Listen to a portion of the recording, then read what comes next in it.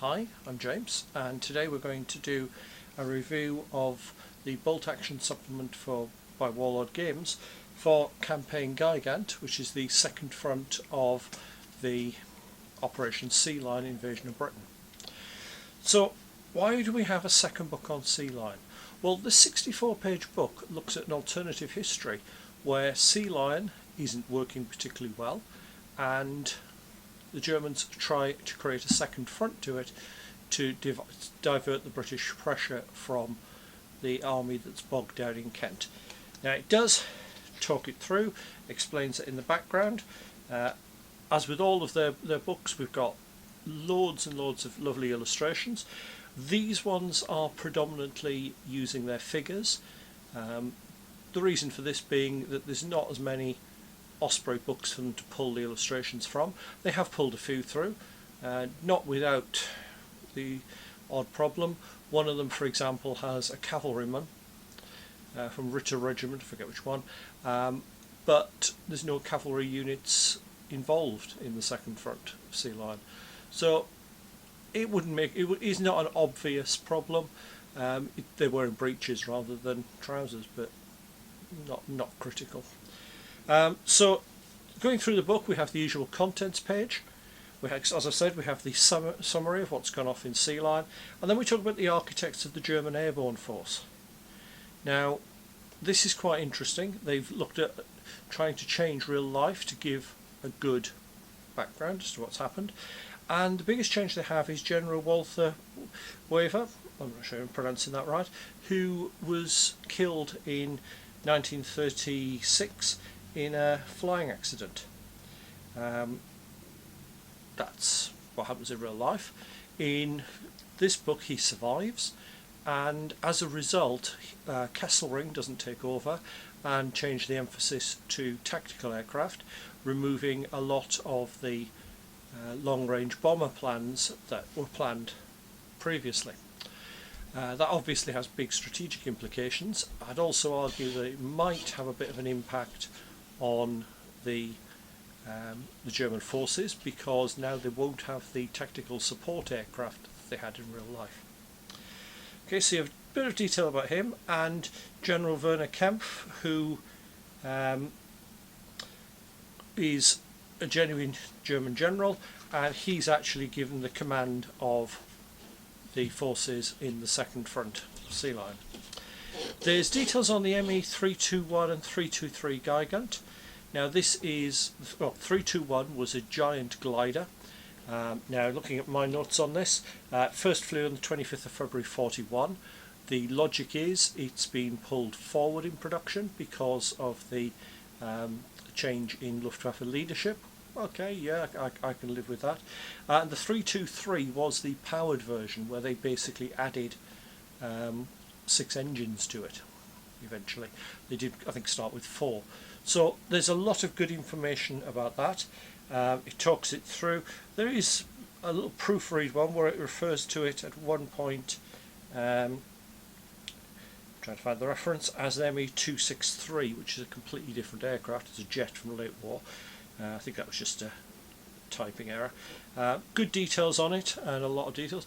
The first units of these weren't actually available until 1942, so they are being brought forward, and they are massive and actually designed to be capable of carrying a Panzer IV, or the early versions of it, so they are quite powerful. It then goes into the conceptualization, the actual plan and how it was done. I quite like the fact that as you go through all the planning phase of it, they're doing this with whatever they can get their hands on. There's an awful lot of use of captured French equipment, for example, and also British brain gun carriers. So building up a force for this could be quite an interesting little exercise in itself. We'll come back to that in a minute. The plan was basically to land in Lincolnshire at RAF Manby, take over the airfield, use that as a landing site. It's not an unreasonable plan if you consider the way that Malm airfield was used in Crete. For the same way it ties in. I do notice that they've had a lot more casualties of the JE-52 over the Netherlands, which changed, again, planning factors. They list 278 destroyed or badly damaged, and the reference sources I've been able to find actually had that down to 125 with 47 more damaged. So there is a little bit of a difference there. There's less Ju-52s available, which I think was probably the reason that paratroops are excluded from this.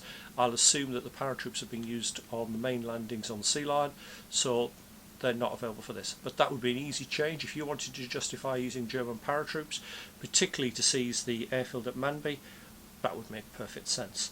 From there they push to Lincoln and then down the Great North Road, usually called the A1, towards London. The main thrust goes straight down towards Peterborough, with Camp Group East going down towards Wisbech and then aimed towards Chelmsford, and Camp Group West going towards Nottingham and Leicester. Actually, a lot of this mainly by accident, because remember, most of the road signs have been removed. Quite interesting to me, because I know an awful lot of those places, and I actually teach in an awful lot of them through my day job. So talks a lot about how it would work. The site for landing is quite good. They've considered it quite well. I've seen worse planning done on real military operations. They actually look at factors like the airfield being that far from the sea, it's pretty much immune to naval gunfire. That's probably quite a sensible option. I'm not quite sure how they'd have coped with the Royal Navy basically sitting on the coast and just shooting as aircraft came over, but I think the idea is get the troops in quickly and then drive down. They also consider how to get the run south to London in, and 5th columnists are used to seize bridges, which leads to an awful lot of nice low-level scenarios. There's a lot in there, and it basically carries on through until you get to the final battle. It doesn't give you a final decision on that, and it leaves it very much open-ended with a big clash of armour to see which way it's going to go. Nice touches. I like the fact that the German plans aren't perfect. For example, they assume they're going to be taking fuel from petrol stations, as was done in France in 1940. They haven't allowed for the fact that there's not a lot of fuel at some of these, and gradually they're siphoning it off from vehicles until it's cannibalising them just to keep the main ones going. So it's been well thought out by the authors. I do quite like that. Moving on, you've got theatre selectors. You've got O'Connor Force Armoured Platoon, which is the British force that comes up to defeat them, hopefully. That's nicely done. You've got basically a light armoured army list. It's quite a nice one. You've also got a new legend of Britain, which is Sir Richard O'Connor. He becomes available. Now, O'Connor's obviously a very interesting option, because you can use him here. You could also use him in his historical role in the Middle East, which he's pulled back from in this, or you could use him in Northwest Europe in 44-45. So he's got a lot of use there. You have 2 new reinforced platoons. You've got Local Defence Volunteer Sports Team Patrols reinforced platoon. I'll come back to those when we look at the individual units. And the University College Nottingham Officer Training Corps reinforced platoon. So a couple of new units there, but nothing big with them. Now the sports teams, basically you have headquarters, which consists of a club captain, secretary and groundsman. I do quite like that concept. And then rules for 3 different types of team: football, rugby and cricket. All different sizes based on the size of the teams, all with unique special rules. For example, football, you can have very much a first day of the Somme, dribbling a ball forward, and the result of that is they automatically pass tests to advance or run. So, okay, yeah, these are fun rules. I think these aren't really the serious rules. The rugby players, don't get on the bad side of them in melee combat. They are quite vicious. And the cricket team, they've got the option to have 2 bowlers in the team throwing cricket balls. Spin bowlers, where they can bounce the ball around cover, and fast bowler, which has got a further range for throwing the cricket ball. Yeah, they're fun. They're not a serious list, but you could have a bit of fun with it. I could see these being extended backwards into very British Civil War type scenarios. They'd be good for that. I do like them. I suppose they're a little bit of fun. One thing I do find strange is that the weaponry options change between the teams.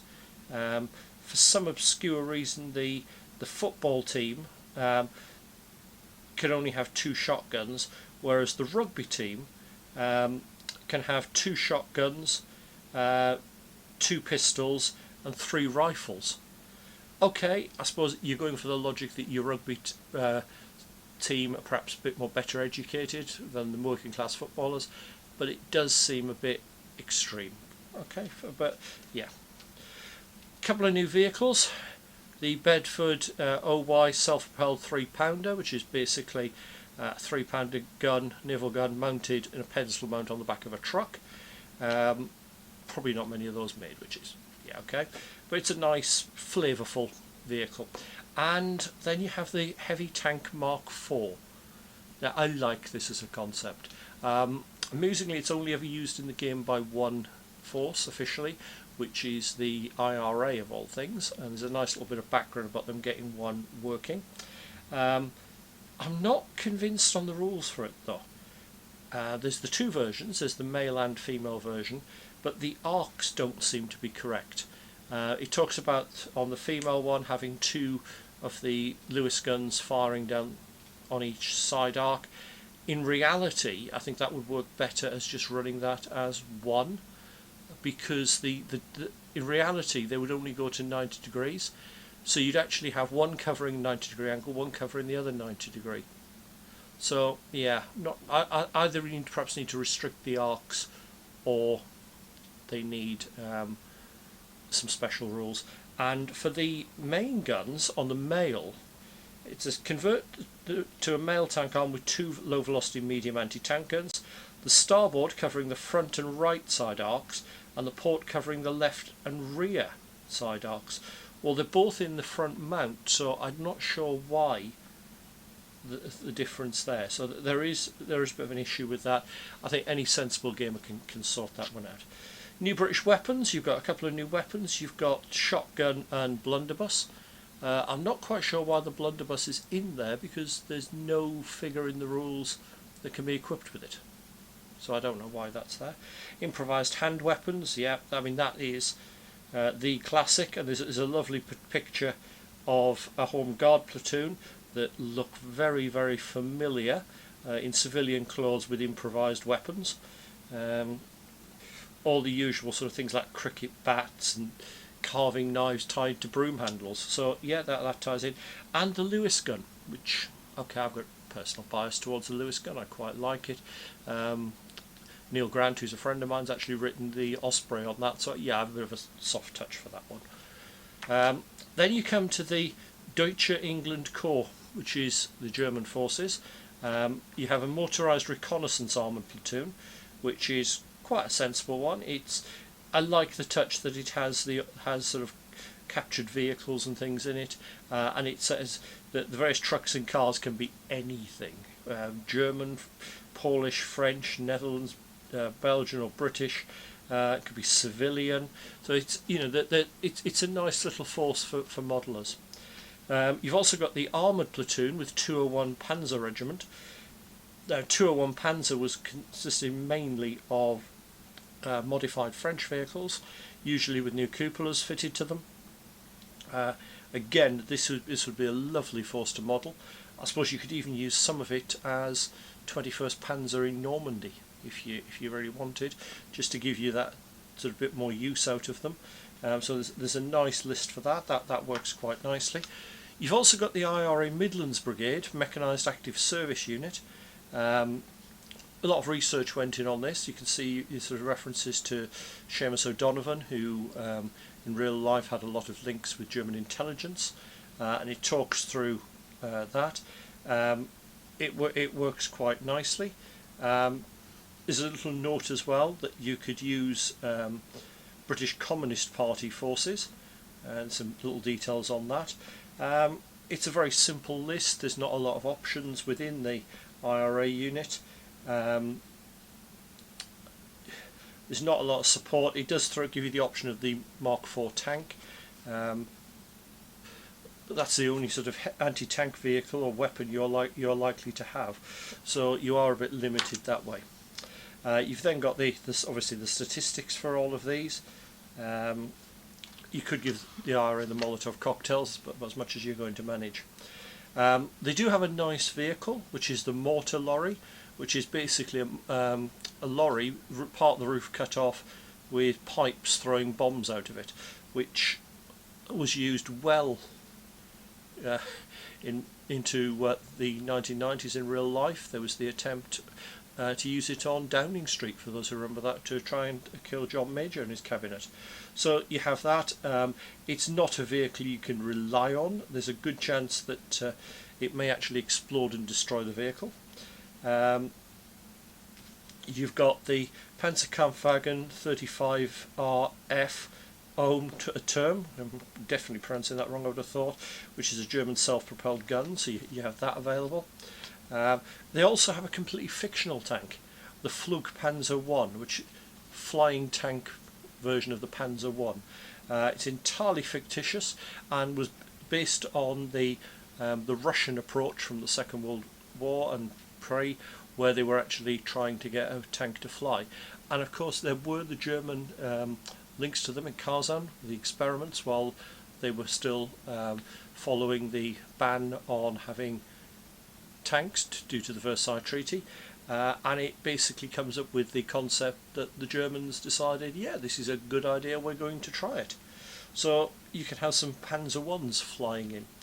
There's also a four-wheeled amphibious drive car. Quite an interesting concept because it's actually done the reverse way. It's a genuine vehicle where they use a boat and add wheels to it, rather than what most people do is start with the car and add the boat parts to that. So there's a few new special rules. Most of these I think have been seen before, for things like improvised hand weapon, improvised armour, low velocity, Molotov cocktails, things like that. And then we come to the scenarios. There's a few pages of scenarios. So you've got the air landing scenario to take the airfield. It is very similar to the attack on the airfield from Sealion, but this is aimed more at the patrol size actions, which are much smaller, the details of which you got in Sealion. So it does help to have both books, in all fairness.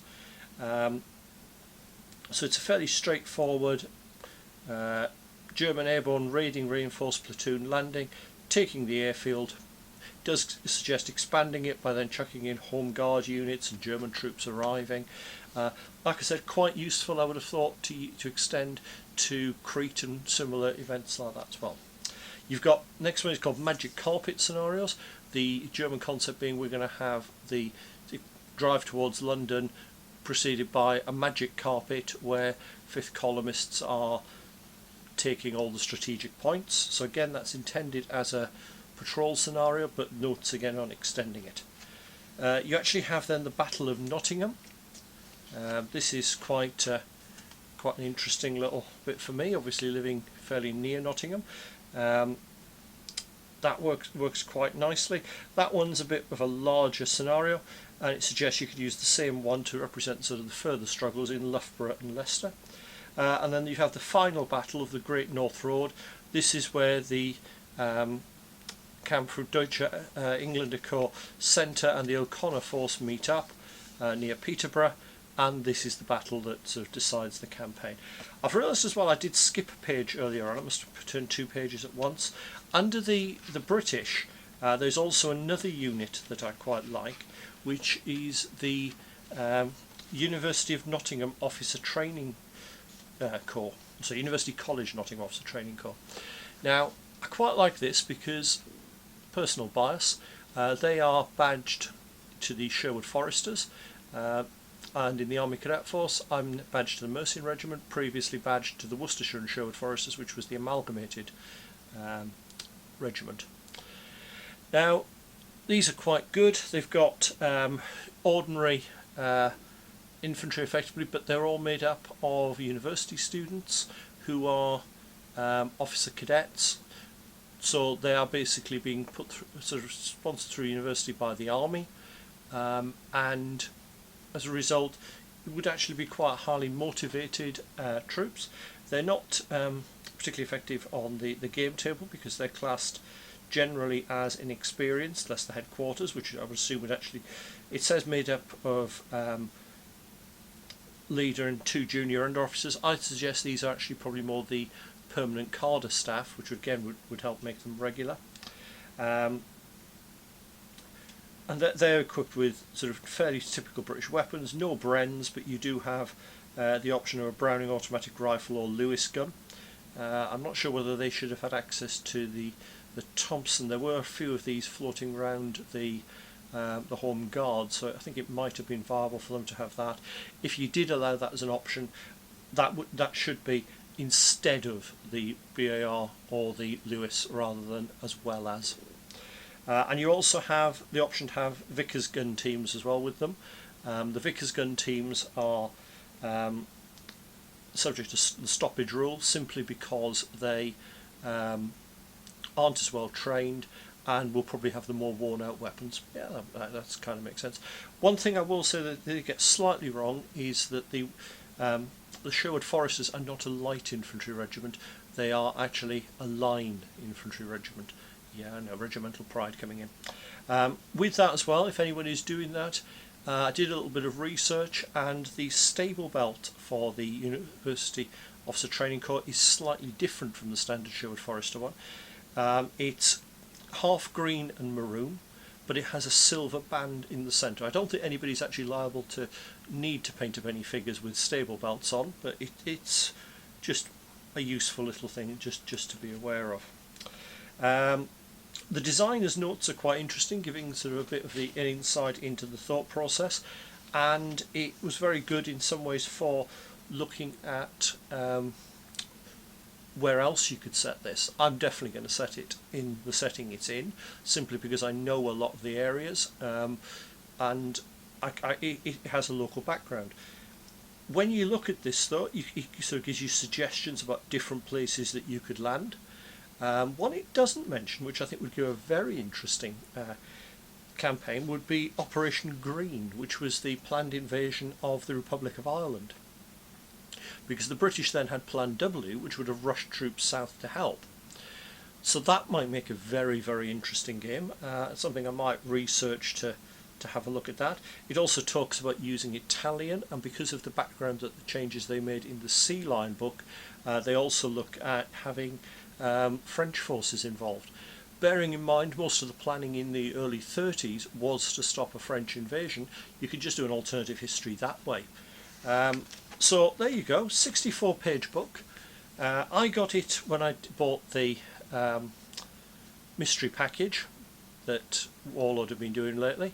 I've got another one on order for the second version of it. I'm quite looking forward to see what I get in that. So what do I think of it? I think it's quite a nice little book. There's a lot of background in that. Now, I don't predominantly play a lot of bolt action, I will be honest. I look at it much more from the background and the information that's in it, and I would definitely use this potentially with the set of rules I'm writing, which some of you may know about, which is British Officers Don't Duck. I might well use it for the background for that, and as a good read as well. I quite enjoyed reading it. There were some nice little ideas in there. So, scale of 1 to 10. I think if you're a bolt action player, there's not probably a lot new in here, but it does give you a couple of new official vehicles and forces. The scenarios really aren't anything to write home about. I would probably say if you're a bolt action player and your players are not massively into the official things, then it's nice but not essential. If on the other hand you're a bolt action player whose opponents want official rules, then it's good for that. It does give you a couple of really nice options for forces, so yeah, it's good for that. For somebody who doesn't play bolt action, only if interested as a read, I wouldn't be paying the full price for it, which is $12.99 or $20 American dollars, but picking it up as I did as part of that box deal, yeah, that wasn't bad. And I know that Warlord at the minute are doing a package deal of this and the original Sealion book together. That might perhaps be more of interest. Hope you found that useful. Let me know what you think in the comments, because it gives me an idea what I need to change in future videos. See you soon for another review.